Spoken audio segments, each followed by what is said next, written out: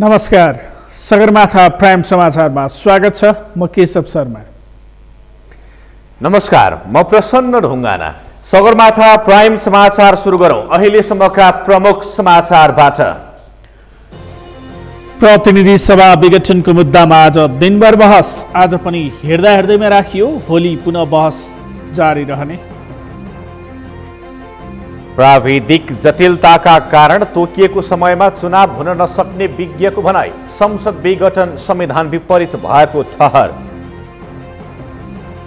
भारत सरकारले नेपाललाई कोरोना विरुद्धको 10 लाख डोज खोप अनुदान दिने। खोप भोलि काठमाडौँ आइपुग्ने स्वास्थ्य मन्त्रीको भनाई।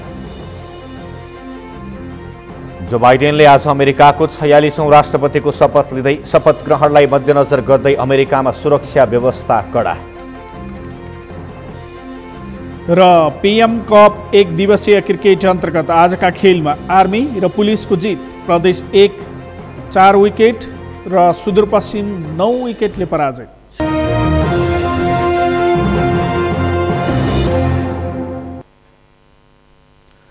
सगरमाथा प्राइम समाचार अब विस्तारमा।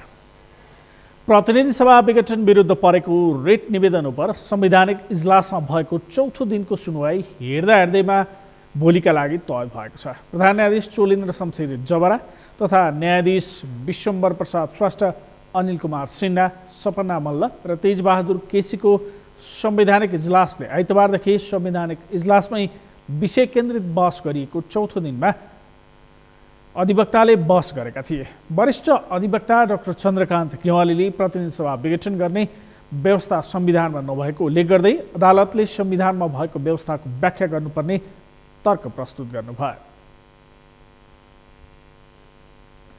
प्रधानमन्त्री केपी शर्मा ओलीले प्रतिनिधि सभा विघटन गर्दै वैशाख 17 र 27 गते निर्वाचनको घोषणा गरेपछि मुलुकमा प्रतिनिधि सभा विघटनका विरुद्ध र चुनाव हुन नसक्ने या सक्ने भन्ने विषयमा थुप्रै तर्क वितर्कहरू उत्पन्न भएका छन्। यसै सन्दर्भमा विज्ञहरूले प्राविधिक पक्षको जटिलताका कारण देखाउँदै तोकिएको मितिमा निर्वाचन हुन गाह्रो हुने बताएका छन्। एक रिपोर्ट। प्रधानमन्त्री केपी शर्मा ओलीले प्रतिनिधि सभा विघटन गर्दै वैशाख 17 र 27 गते निर्वाचनको घोषणा गरिसकेका छन्, जस अनुसार हालसम्म मुलुक चुनावमय भइसक्नुपर्ने हो। तर तोकिएको समयमा चुनाव हुनेमा शङ्का उत्पन्न भएको छ। बुधबार काठमाडौँमा आयोजित प्रतिनिधि सभा विघटन र संवैधानिक अन्यल विषयक अन्तर्क्रियामा पूर्व प्रमुख निर्वाचन आयुक्त पोखरेलले प्राविधिक पक्षको जटिलताको कारण वैशाख 17 र 27 गते निर्वाचन हुन गाह्रो रहेको बताएका हुन्।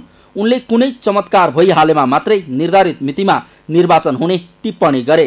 नेपाल कम्युनिस्ट पार्टी नेकपा कानुनी रूपमा फुट्ने गरी निर्वाचन आयोगमा गएको अवस्थामा पार्टीको विभाजन सम्बन्धी विवादको निरूपण गर्न नै आयोगलाई कम्तीमा 60 दिन लाग्ने पोखरेलले बताए। निर्वाचन सम्बन्धी अरू प्रक्रिया टुङ्ग्याउन पनि महिनौँ लाग्ने र समय अभावका कारण निर्धारित मितिमा निर्वाचन हुने कुरा पत्याउन नसकिने उनको तर्क छ। चुनाव जाने गरी निर्णय भयो भने पनि यो तोकिएको मितिमा चुनाव हुन धेरै गाह्रो देख्छु। म पछि अलिकति समय लिएर भन्छु एउटा होला कि नहोला भनेको अहिलेको पर्दा छ। अब भइहालेछ भने पनि आजको दिनसम्ममा हुन त कतिलाई आशा होला कि एउटा पार्टी फुटो, अब हामी बहुमतमा आउँछौँ भनेर त्यो अवस्था म देख्दिनँ। पूर्व प्रमुख निर्वाचन आयुक्त पोखरेलले अदालतले संसद विघटन अथवा संसद पुनर्स्थापना जुन पक्षमा निर्णय दिए पनि मुलुकको जित नहुने टिप्पणी गरे। मुलुक मुठभेडको राजनीतिमा जाने उनको भनाइ छ। संसदलाई बलियो बनाउनु पर्ने र राजनीतिबाट पुरानो पुस्ताका नेताहरूले विश्राम लिनुपर्ने पोखरेलको धारणा थियो। त्यसैगरी पूर्व प्रधान न्यायाधीश सुशीला कार्कीले संसद विघटन संविधान विपरीत भएको बताइन्। सरकार गठन हुन सक्ने अवस्था छ भने विघटन गर्न नपाइने व्यवस्था संविधानले गरेको उनको तर्क छ। सम्पूर्ण क्षेत्रको धारालाई A to Z सम्म पढ्दाखेरि के देखिन्छ भन्दाखेरि यदि सरकार गठन हुन सक्ने अवस्था छ भने डिजल्भ गर्ने होइन।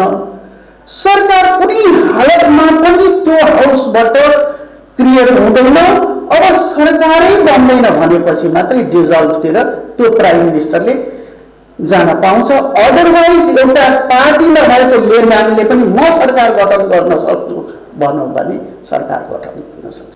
यतिखेर देशको विकास निर्माणको काम पनि रोकिएको छ र यस्तो बेलामा बाह्य हस्तक्षेप हुने अवस्था पनि सिर्जना हुन सक्ने भएकाले मुलुक सङ्कटमा रहेको कार्कीको तर्क छ। अन्तर्क्रियामा अन्य सहभागीहरूले पनि संसद विघटनको विपक्षमा आफ्नो धारणाहरू व्यक्त गरेका थिए। नेपाली कांग्रेसका नेता गगन कुमार थापाले नेपाल कम्युनिस्ट पार्टी नेकपाले शासन गर्ने वैधानिकता सकिएको बताउनु भएको छ।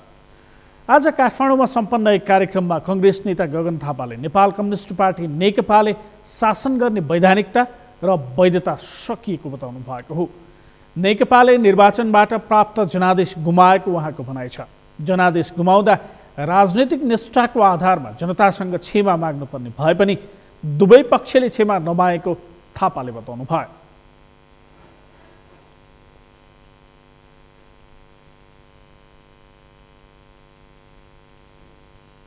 अदालतले के निर्णय गर्छ थाहा छैन। अदालतले के निर्णय गर्नुपर्छ भन्ने पार्टीको निर्णयको आधारमा मेरो मत छ वा जिकिर छ भने असंवैधानिक हो। हाम्रो निष्कर्ष हाम्रो ठम्याइयो, हामीले देखेर पढेर बुझेर भनेको अदालतले त्यो गर्छ भन्ने हाम्रो विश्वास हो। गरेन भने के हुन्छ त्यतातिर जान्न, तर गरेन भने पनि पौष 5 गतेको कांग्रेसको निर्णय बदलिन्न। गरेन भने पनि कांग्रेसको निर्णय असंवैधानिक हो भन्ने नै हुन्छ। अदालतले भन्यो मैले पहिला असंवैधानिक भनेको थिएँ, मैले त गलत बुझेर भनेको रहेछु, अहिले श्रीमानहरूले भनिदिनु भएकोले गर्दा मैले मेरो त यसमा नजरै नपरेको रहेछ, अब यसलाई यो त संवैधानिक रहेछ भनेर भन्दैन। त्यसैले कांग्रेसको निर्णय आउन बाँकी छ। कांग्रेसको निर्णय अदालतले के भने अदालतको कुरा, हाम्रो निर्णय, हाम्रो निष्कर्ष, हाम्रो भनाइ, हाम्रो पोजिसन हामीले भनिसक्यौँ। त्यसैले यो भन्दा अरू बाँकी रहेका कुराहरू सबै आफ्ना मनका कुराहरू। नेता थापाले सर्वोच्च अदालतमाथि सबैले आशाको नजरले हेरेको भन्दै संविधान अनुरूप सही फैसला गर्ने विश्वास व्यक्त गर्नुभयो। त्यसैगरी कांग्रेसकै अर्का नेता रमेश लेखकले संविधान र लोकतन्त्रमा कम विश्वास गरेकाले संसद विघटन गरेको बताउनु भयो। कम्युनिस्टको अधिनायकवादी र सर्वसत्तावादी चेतनाका कारण संसद विघटन भएको उहाँको तर्क छ। यसको सम्पूर्ण अवजस त्यसको राजनीतिक जरोमा पनि जरुरी छ। यो प्रतिनिधि सभाको विघटन भयो किन त भन्दा यो प्रतिनिधि सभाको विघटन एउटा यस्तो राजनीतिक चरित्र, यस्तो राजनीतिक चेतना र यस्तो राजनीतिक आदर्शबाट भएको छ जो लोकतन्त्रमा कम विश्वास गर्छ र यो संविधानमा कम विश्वास गर्छ। त्यसकारण भयो। यदि हामी त्यो गहिरामा त्यहाँनिर पुगेनौँ भने यो अदालतमा बहस गर्ने एउटा मुद्दाको मात्रै विषय बन्ला भन्ने मलाई लाग्छ। त्यसकारण यसको सूक्ष्म रूपले राजनीतिक विश्लेषण हुन आवश्यक छ। कांग्रेसले त्यो विश्लेषण गरेर कांग्रेस निष्कर्षमा पुगेको छ यो नेपाल कम्युनिस्ट पार्टीको कम्युनिस्टको अधिनायकवादी र सर्वसत्तावादी चेतनाका कारणले भएको हो। प्रतिनिधि सभाबाट अर्को सरकार बन्ने सम्भावना रहँदासम्म म संविधानका सबै धारामा प्रवेश गर्दिनँ। त्यसलाई म राजनीतिक रूपले भन्नुपर्दा सारांशमा के भन्छु भने प्रतिनिधि सभाबाट अर्को सरकार बन्न सक्ने सम्भावना रहँदासम्म प्रतिनिधि सभा विघटन हुँदैन भन्ने निष्कर्षका साथ हामीले संविधानमा लेखेको हो। नेता लेखकले नेपाली कांग्रेस संसद पुनर्स्थापनाको निम्ति भूमिका निर्वाह गर्ने र सर्वोच्च अदालतले संसद पुनर्स्थापना नगरे निर्वाचनमा सहभागी हुने बताउनु भयो। पुनर्स्थापना पनि नहुने र निर्वाचन पनि नहुने अवस्थामा नेपाली कांग्रेस आन्दोलन मार्फत संविधानलाई ट्र्याकमा ल्याउन तयार रहेको उहाँको भनाइ छ।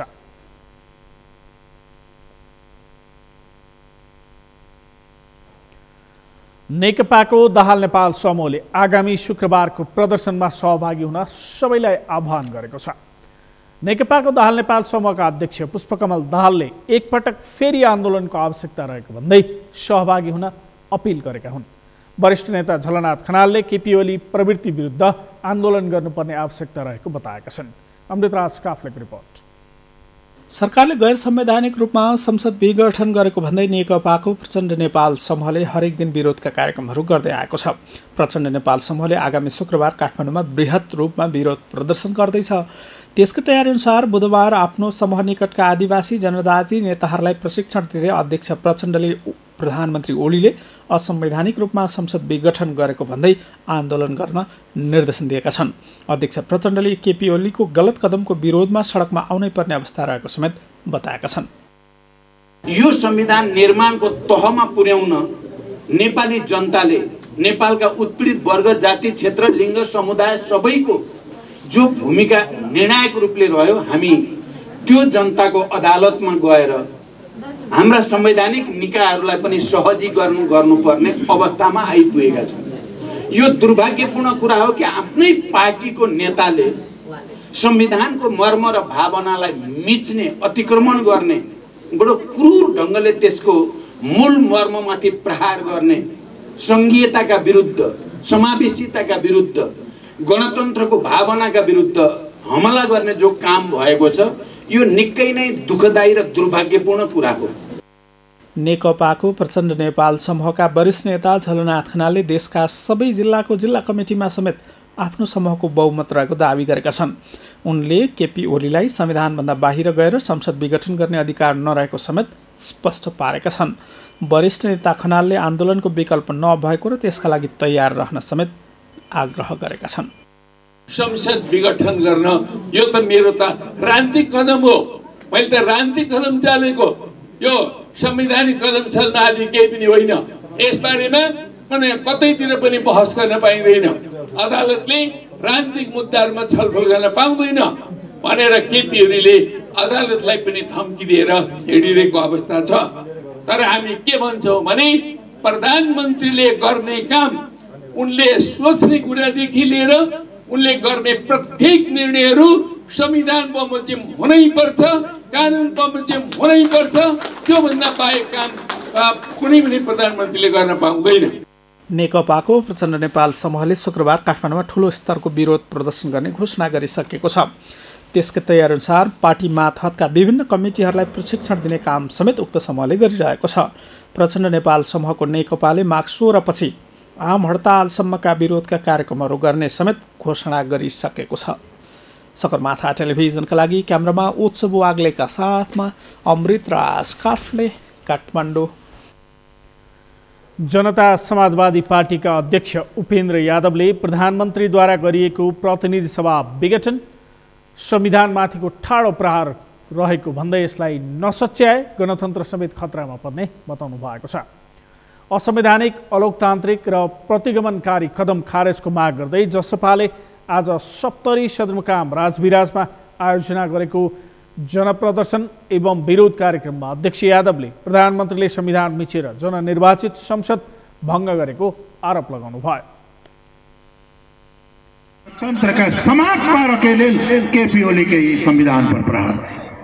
हम सब संविधान के विरोध के लिए किस धारा के विरोध, ताकि ओकरा संशोधन करके सुधारल जाए। केपी ओली संविधान पर प्रहार क आई लोकतंत्र के समाप्त कर के कार्य। नेता यादवले अहिले प्रधानमन्त्रीले यो भन्दा पनि खतरा काम गरेको आरोप लगाउनु भयो। कार्यक्रममा पार्टीका वरिष्ठ नेता राजेन्द्र महतोले संविधान उल्लङ्घन गरेर प्रधानमन्त्री महाप्रतिगामीको कित्तामा उभिन पुगेको भन्दै आन्दोलनबाटै सरकारलाई ठिक पार्नुको विकल्प नरहेको बताउनु भयो। यही केपी ओली एकरा पतन बहुत जरूरी छ। एकर पतन होना बहुत जरूरी।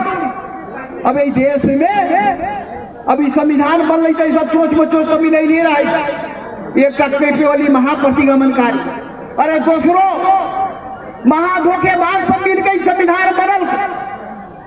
ये संविधान अपने आप में प्रतिगमनकारी संविधान बनल के वो दोसर प्रतिगमनकारी तैयार के रहे, ये प्रचंड रहे महाधोखेबाज। प्रदर्शनमा सहभागी नेता कार्यकर्ताले प्रतिनिधि सभा विघटनको असंवैधानिक कदम खारेज गर सर्वसत्तावादी कदम मुर्दाबादका साथै प्रधानमन्त्री ओली विरुद्ध चर्को नाराबाजी गरेका थिए।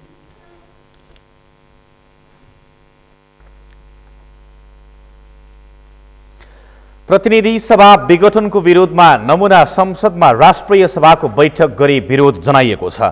आज काठमाडौँमा नेपाल 3 लिडर्सको आयोजनामा प्रतिनिधि सभा विघटनको विरोधमा नमुना संसद बनाई राष्ट्रिय सभाको नमुना बैठक गरिएको हो। नमुना बैठकमा बोल्दै सहभागीहरूले प्रतिनिधि सभा विघटन असंवैधानिक र अराजनीतिक कदम भन्दै प्रतिनिधि सभा पुनर्स्थापना हुनुपर्नेमा जोड दिएका थिए। संविधान कुल्चिएका कारण त्यसमा खबरदारी गर्ने कर्तव्यबोधका साथ राष्ट्रिय सभाको नमुना बैठक गरिएको नेपाल 3 लिडर्सको इनिसिएटर विशाल केसीले बताउनुभयो। सडकमा गरिएको नमुना राष्ट्रिय सभाको बैठकमा बोल्ने सहभागीहरूले प्रतिनिधि सभा विघटन असंवैधानिक तथा अराजनैतिक क्रियाकलाप भन्दै यसलाई खारेज गर्न पर्ने विचार राखेका थिए।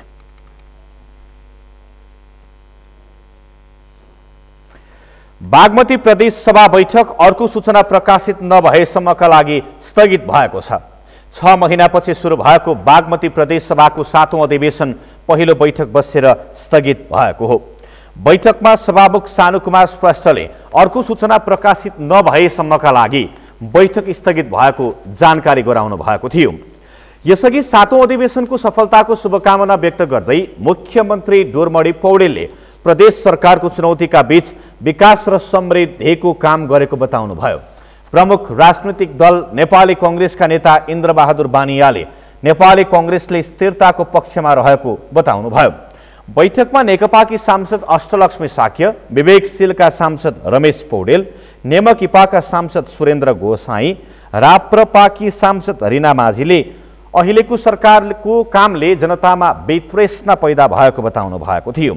प्रदेश सभामा मुख्यमन्त्री डोरमणी पौडेल विरुद्ध परेको अविश्वासको प्रस्तावमाथि निर्णय गर्नका लागि यसअघि नै कार्यविधि समिति गठन भइसकेको छ।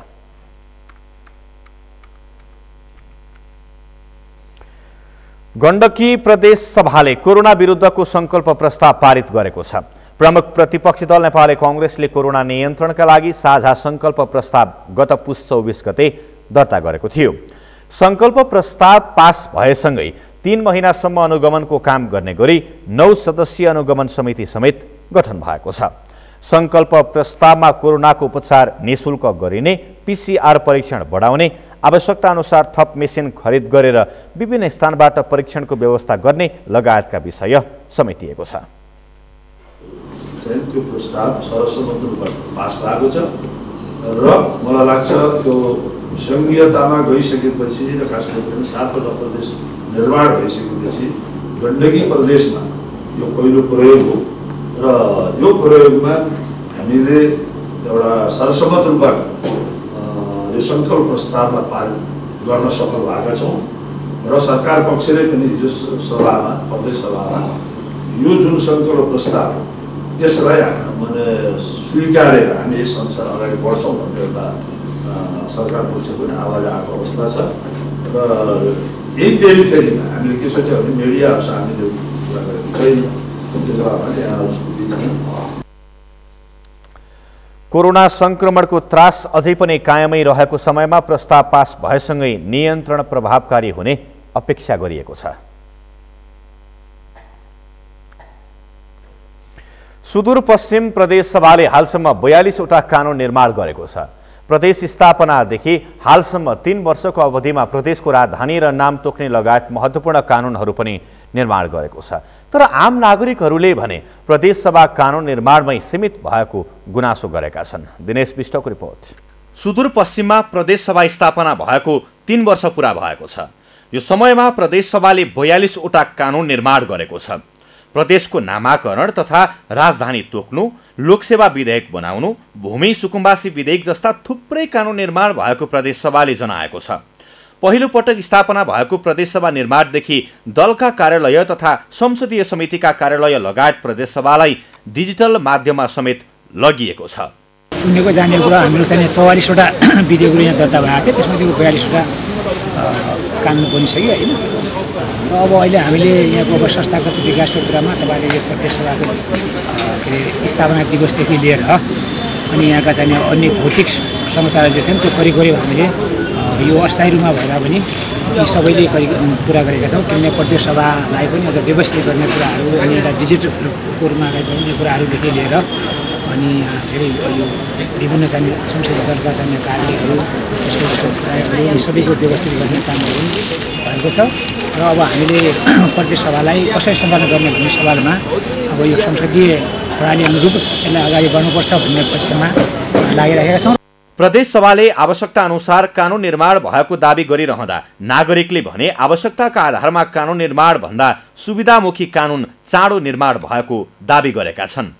यो बीचमा नयाँ संरचनाअनुसार सङ्घीय सरकार, प्रदेश सरकार, स्थानीय निकायहरूको उपस्थिति भयो, स्थापना भयो नीति नियमहरू अगाडि बढे, बजेटहरू आए, कार्यान्वयनका कुराहरू भयो। अब जनअपेक्षा अनुसार काम भएको छ कि छैन भन्ने कुरा अहिले चासोको विषय छ। पछिल्लो समयमा स्थानीय निकायहरूले जसरी आफ्नो उपस्थिति देखाएका छन्, प्रदेश सरकारको कुरा गर्दाखेरि अलि मान्छेहरू त्यति आशावादी नभएको देखिन्छ। पछिल्लो समयमा एकातिर त संविधान तह दुईको सरकार विघटन भइसकेपछि के रहेछ त यो अन्यलता कसरी पाएको होला। यसमा प्रदेश सभाका सांसदहरू त्यसको जिम्मेवारी रहनुपर्ने छँदै थियो। त्यसको शासकीय प्रतिपक्ष सांसदहरूको पनि सशक्त भूमिका हुनुपर्दथ्यो र त्यो जनताले निर्वाचित संसदबाट निर्वाचित कानुन बनाएर जनतालाई सुविधा यस्तो किसिमका विकासका कामहरू हुनुपर्ने हो। त्यो भएको छैन, जनताले त्यो अपेक्षा गरेको छैन, हामीले पनि अनुमति गरेका छैनौँ। प्रमुख प्रतिपक्षी दलले पनि कानुन निर्माणमा सरकारबाटै कमजोरी भएको दावी गरेको छ। जनआकांक्षा अनुसार काम गर्न असफल भएको प्रतिपक्षी दल नेपाली कांग्रेसको ठहर छ। यो एउटा कमसेकम केही काम राम्रो पक्ष मैले पाएको छु। यसो प्रश्नहरू होला, यसो कार्यान्वयनको पक्ष कति रह्यो, राम्रो नराम्रो सन्दर्भमा यो बहुतै समीक्षाको विषय छ। प्रदेश सरकार सञ्चालन भएको र विशेष गरी 3 वर्ष पुगिसकेको अवस्था छ। यो 3 वर्षको दौरानमा वास्तवमा प्रदेश सभालाई दिनुपर्ने बिजनेस प्रदेश सरकारकै हो। त्यसकारण चाहिँ यसको श्रेय पनि प्रदेश सरकारले लिनुपर्छ यो बन्नमा। तर एउटै कुरा के छ भने यी विधेयकहरू ऐनमा परिणत भए पश्चात यसले कार्यान्वयन सन्दर्भमा के कस्तो भूमिका भयो त्यो बहुतै गम्भीर प्रश्नहरू छ। ऐन बन्ने तर कार्यान्वयनको हकमा सुन्ने अवस्थामा कतिपय छ। नागरिक र प्रतिपक्षी दलले सरकारको गति सुस्त रहेको दावी गरिरहँदा सुदूरपश्चिम सरकार त्यसलाई स्वीकार गर्न तयार छैन। प्रदेश सरकार ऐन कानुनको कार्यान्वयनमा सुस्त भएका बेला मुख्यमन्त्रीले भने केन्द्र सरकारलाई नै दोष दिएर पन्छिने गरेका छन्। प्रदेशले सक्ने काममा पछि नहटेको दावी गर्दै मुख्यमन्त्री त्रिलोचन भट्टले केन्द्रबाट आउने बजेटमै कमी हुँदा काम हुन नसकेको धारणा राखेका छन्। प्रदेश सरकारले प्रदेशमा आम नागरिकका लागि काम गर्ने पटक पटक बताउँदै आए पनि आम नागरिक भने आश्वस्त हुन सकेका छैनन्। सगरमाथा टेलिभिजनका लागि कैलालीबाट दिनेश विष्टको रिपोर्ट। सगरमाथा प्राइम समाचारमा पालो भएको छ विश्रामको। विश्रामपछि भारत सरकारले नेपाललाई कोरोना विरुद्धको 10 लाख डोज खोप अनुदानमा दिने खोप भोलि काठमाडौँ आइपुग्ने स्वास्थ्य मन्त्रीको भनाई। काठमाडौँ उपत्यकामा लागू औषध खैरो हेरोइनको कारोबार गर्ने गिरोहको पर्दाफास। 9 जना पक्राउ, आधा केजी भन्दा बढी खैरो हेरोइन बरामद। र जो बाइडेनले आज अमेरिकाको 46औं राष्ट्रपतिको शपथ ग्रहणलाई मध्यनजर गर्दै अमेरिकामा सुरक्षा व्यवस्था कडा।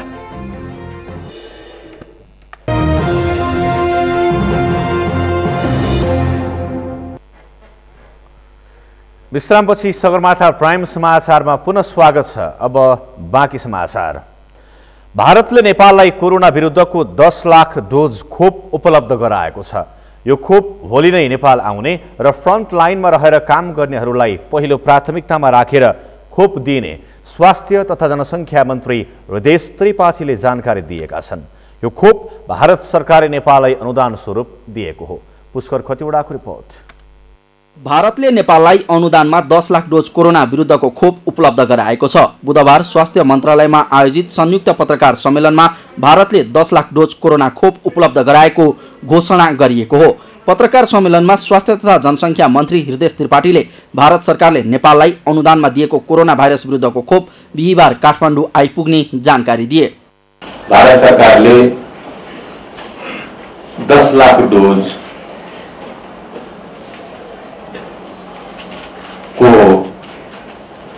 कोरोना 19 विरुद्धको खोप अनुदानमा उपलब्ध गराएको छ र यसको लागि म सम्माननीय प्रधानमन्त्री श्री केपी शर्मा ओलीज्यू, नेपाल सरकार, यस मन्त्रालय र नेपाली जनताको तर्फबाट भारत सरकार, भारतका प्रधानमन्त्री र उहाँका प्रतिनिधि भारतीय राजदूत महोदयलाई हार्दिक धन्यवाद दिन चाहन्छु र कृतज्ञता प्रकट गर्न चाहन्छु। पत्रकार सम्मेलनमा मन्त्री त्रिपाठीले खोप भण्डारणको समेत सबै तयारी पूरा भएको जानकारी दिएका छन्। प्राप्त खोपको 3% पहिलो चरणमा सफाईकर्मी, स्वास्थ्यकर्मी, एम्बुलेन्स चालक र सुरक्षाकर्मीलाई दिइने मन्त्री त्रिपाठीले बताए। नेपालले थप खोप खरिदको तयारी गरिरहेको र त्यसका लागि आर्थिक प्रशासनिक जटिलता नरहेको मन्त्री त्रिपाठीले दावी गरे। उनले खोप अनुदानमा दिएकामा भारत सरकार र भारतीय प्रधानमन्त्री नरेन्द्र मोदी सहित प्रधानमन्त्री केपी शर्मा ओलीलाई पनि धन्यवाद दिए। संयुक्त पत्रकार सम्मेलनमा नेपालका लागि भारतीय राजदूत विजय मोहन क्वात्रा पनि उपस्थित थिए। क्वात्राले नेपाललाई पहिलो प्राथमिकतामा राखेर उपहार स्वरूप भारतले खोप दिएको बताए।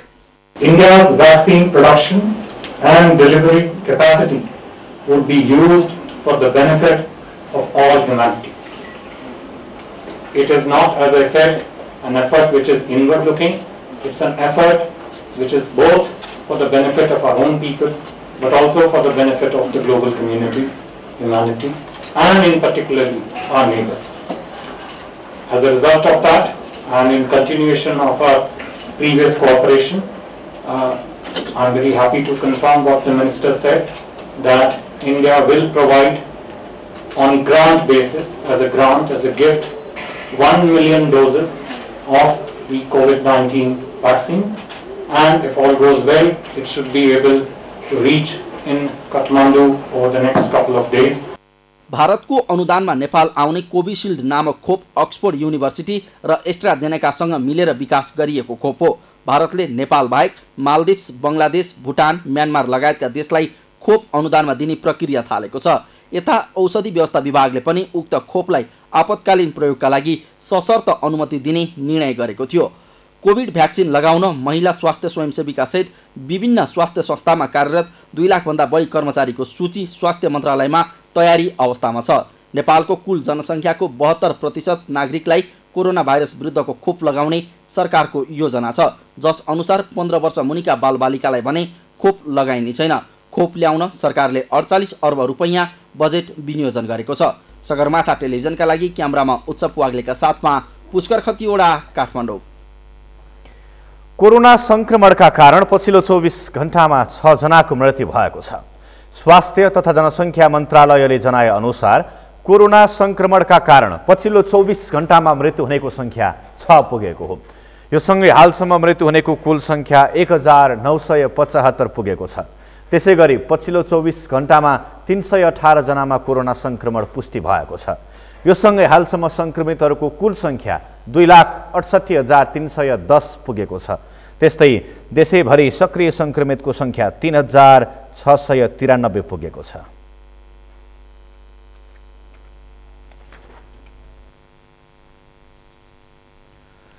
काठमाडौँ उपत्यकाभित्र लागु औषध खैरो हेरोइनको कारोबार गर्ने जालो प्रहरीको फन्दामा परेको छ। लागु औषध नियन्त्रण ब्युरोले काठमाडौँ उपत्यकाभित्र लागु औषध खैरो हेरोइनको कारोबार गर्ने जालोलाई पक्राउ गरेको हो। लागु औषध खैरो हेरोइन सहित 9 जना पक्राउ परेका छन्। उनीहरूबाट ब्युरोले 536.5 ग्राम खैरो हेरोइन बरामद गरेको छ। यो परिणाम प्रहरीले बरामद गरेको हालसम्मकै धेरै हो। ब्युरोले उनीहरूका साथबाट 7.5 ग्राम एम्फेटामाइन, आइस ड्रग र लागु औषध जोख्ने मेसिन पनि बरामद गरेको छ।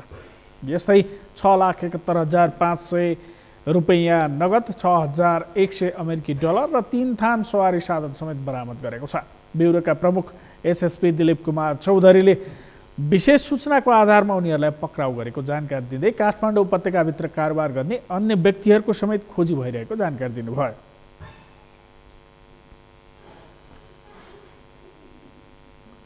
यो अहिलेसम्म एउटा केसमा अनुसन्धान गर्दै जाँदाखेरि हामीले केही व्यक्तिहरू पक्राउ गरेका छौँ र लागु औषध खैरो हेरोइन पनि धेरै मात्रामा अहिलेसम्मको हिसाबमा नेपालमा बरामद गरेको मध्येमा सबभन्दा धेरै परिमाणमा हामीले बरामद गरेका छौँ।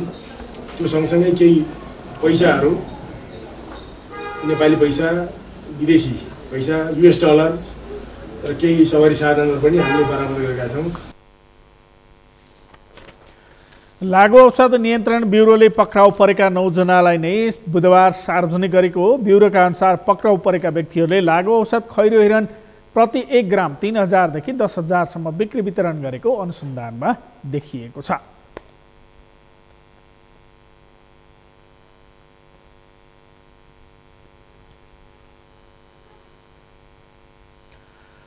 लमजुङको मर्स्याङ्दी गाउँपालिकाको घेरमुमा पहिलो पटक यातायात सञ्चालन भएको छ। पहिलो पटक सवारी साधन पुगेपछि हेर्ने सर्वसाधारणको भिड लागेको थियो। सडक बनेको भए पनि मर्स्याङ्दी नदीमा पुल नबन्दा घेरमुमा सवारी साधन चल्न सकेका थिएनन्। लामो समयदेखि पक्की मोटरेबल पुल बन्ने भनिए पनि निर्माण हुन नसक्दा स्थानीयले अस्थायी पुल निर्माण गरेर सवारी साधन सञ्चालन गरेका छन्। सवारी साधन पुगेपछि स्थानीयले दैनिक सहज हुने विश्वास लिएका छन्। सेवा सञ्चालन गर्ने भन्ने सल्लाह भएको कारणले चाहिँ हामीले बुहारी र पारी जीप बनाएर अलिकति मर्स्याङ्दीलाई सानो खोज बनाएर त्यहाँ चाहिँ काठ सिमल विभिन्न काठहरू राखेर पुल बनाउने सल्लाह गरेँ। अब यसको लागि चाहिँ इकोनोमिक अब पैसाको पनि केही खाँचो परेको कारणले गर्दा मैले सबै साथीहरूलाई सहयोगको लागि अनुरोध गरेँ र उहाँहरूले अब युके यहाँको बासिन्दा साथीहरूले सबैले सहयोग गर्नुभयो र उहाँहरूको सहयोगबाट यहाँको साथीहरूले पनि सर्वदान सबै गर्नुभयो र त्यहाँबाट चाहिँ हामीले यो पुल तयार बनाएर आज चाहिँ यो घेरमु फाँटसम्म गाडी ल्याउन सफल भएको छ। जुन यो अस्थायी के अरे गाडी नआउँदाखेरि योभन्दा पहिला चाहिँ हामीले एकदमै दुःख कष्टहरू भोग्नुपर्ने अवस्था थियो। जस्तै अब बिरामी हुँदाखेरि त्यस्तै क्रिटिकल केसहरूमा हामीले अब रेफर गर्नु पर्दाखेरि अब सङ्घीयसम्म हालको अवस्थामा पनि हामीले चाहिँ स्ट्रेचरमा बिरामी बोकेर सँगै पुर्याउनु पर्ने थियो।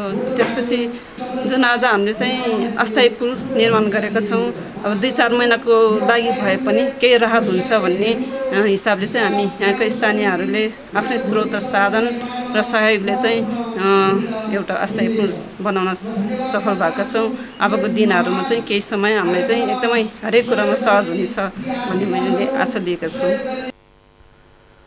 स्थानीयबाट चन्दा सङ्कलन गरेर पुल निर्माण गरिएको हो। 2,78,615 रुपियाँको लागतमा अस्थायी पुल निर्माण गरिएको हो। चन्दा सङ्कलनबाट 4,66,016 रुपियाँ सङ्कलन भएकोमा बाँकी रकम मर्मत सम्भारमा खर्च गरिने उपभोक्ता समितिले जनाएको छ। जोड्ने मोटर बाटो निर्माण अस्थायी मोटर बाटो निर्माण समितिको चाहिँ सचिव पनि हो र अहिले हामीले यो पुल निर्माणको लागि देश र विदेशबाट चाहिँ सहयोग जुटाएका छौँ र अहिलेसम्म आजसम्मको सहयोग आउने क्रम चाहिँ जारी नै छ। तर आज बिहान 9-10 बजीसम्मको हिसाब गर्दा हामीलाई 4,66,954 चाहिँ हामीलाई आर्थिक सहयोग प्राप्त भएको छ। त्यसमा हाम्रो चाहिँ हिजो बेलुकीसम्मको खर्च अझै पनि केही फाटफुट खर्च बाँकी होला। हिजोसम्मको खर्च 2,78,615 लगभग त्यति खर्च भएको छ। नदीको बहाव कम हुने समयसम्म पुलको प्रयोग गर्न सकिने उपभोक्ता समितिले जनाएको छ। अस्थायी पुल हिउँदको समयमा मात्रै सञ्चालनमा आउनेछ। सगरमाथा प्राइम समाचारमा पालो भएको छ विश्रामपछि जो बाइडेनले आज अमेरिकाको 46औं राष्ट्रपतिको शपथ लिँदै शपथ ग्रहणलाई मध्यनजर गर्दै अमेरिकामा सुरक्षा व्यवस्था कडा र पीएम कप 1 दिवसीय क्रिकेट अन्तर्गत आजका खेलमा आर्मी र पुलिसको जित, प्रदेश 1 र सुदूरपश्चिम पराजय।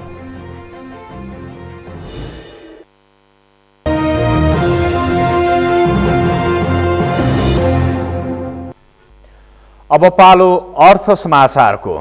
अर्थ समाचारका प्रायोजक हो आफ्नो विश्वास हो त्रिशक्ति सिमेन्ट। दूरसञ्चार सेवा प्रदायक कम्पनी एनसिएलले 3Gबाट 4Gमा सिम अपग्रेड गर्ने ग्राहकका लागि आकर्षक बोनस योजना ल्याएको छ। यो योजना अन्तर्गत 4Gमा सिम अपग्रेड गर्ने ग्राहकले 2GB 4G डेटा बोनस स्वरूप प्राप्त गर्नेछन्। यो आकर्षक योजना एनसिएलले आफ्नो नयाँ अभियान फास्ट फरवर्ड लाइफ अन्तर्गत ल्याएको हो। यो अभियानले भविष्यको पुनर्कल्पना गर्दै डिजिटल पावरका साथ छिटो अगाडि बढ्न अभिप्रेरित गर्दछ। द्रुत गतिको मोबाइल ब्रोडब्यान्ड 4G का साथ विभिन्न अनलाइन गतिविधिहरू जस्तै गेम्स, भिडियो स्ट्रिमिङ, अनलाइन कक्षा, सामाजिक सञ्जालको प्रयोग लगायत विविध कार्यहरू सजिलै गर्न सकिन्छ। सिम अपग्रेड गर्न एनसेल ग्राहकले आफ्नो नजिकैको एनसेल सेन्टर, एनसेल पसल वा एनसेलको आधिकारिक विक्रेता मार्फत आफ्नो सिम कार्ड सजिलै बिना कुनै शुल्क 4G मा अपग्रेड गर्न सक्नेछन्। यो सँगै हामी सगरमाथा प्राइम समाचारको अन्त्यमा छौं। अन्त्यमा प्रमुख समाचार फेरि एकपटक। प्रतिनिधि सभा विघटनको मुद्दामा आज दिनभर बहस, आज पनि हेर्दैमा राखियो। प्राविधिक जटिलताका कारण तोकिएको समयमा चुनाव हुन नसक्ने विज्ञको भनाई, संसद विघटन संविधान विपरीत भएको ठहर। भारत सरकारले नेपाललाई कोरोना विरुद्धको 10 लाख डोज खोप अनुदानमा दिने, खोप भोलि काठमाडौँ आइपुग्ने स्वास्थ्य मन्त्रीको भनाई। जो बाइडेनले आज अमेरिकाको 46औं राष्ट्रपतिको शपथ लिँदै शपथ ग्रहणलाई मध्यनजर गर्दै अमेरिकामा सुरक्षा व्यवस्था कडा। र पीएम कप 1 दिवसीय क्रिकेट अन्तर्गत आजका खेलमा आर्मी र पुलिसको जित, प्रदेश 1 र सुदूरपश्चिम पराजित।